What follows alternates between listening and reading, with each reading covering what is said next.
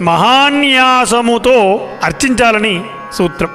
ఎవరు ఎక్కడ చేస్తున్నారో అక్కడ పంచభూతములను, పంచముఖాలను, 10 దిక్కులను, ఆత్మ మరియు శరీరమంతయు రుద్రమయం చేసిన అనంతరం ఆ రుద్రుడి యొక్క స్థాయికి వెళ్ళి రుద్రార్చన చేయడమే ఈ మహాన్యాసము విశిష్టత. న్యాసపూర్వకం జపహోమార్చనాభిషేక విధిం వ్యాఖ్యాస్యామః అంటుంది ఈ మహాన్యాసం. అంటే ఈశ్వరునికి ఏ కర్మను ఆచరించినా, అనగా జపం చేసినా, అర్చన చేసినా, హోమం చేసినా, అభిషేకం చేసినా ఇలా న్యాసపూర్వకంగానే చేయాలని శాసనాలున్నాయి. అందుచేత ఇలా న్యాసపూర్వకంగా శివార్చన ఏది చేసినా శతగోదాన ఫలితం దక్కుతుందని వేదోక్తి. మహాన్యాసం అంటే ఏమిటో, ఎందుకు చేస్తారో తెలుసుకున్నారు కదా. ఇప్పుడు ఈ న్యాసమును ఎప్పుడెప్పుడు చేయాలో తెలుసుకుందాం. ఈ న్యాసమును మీరు ఎప్పుడు శివార్చన చేస్తారో అప్పుడు ఈ న్యాసమును తప్పకుండా ఆచరించాలి.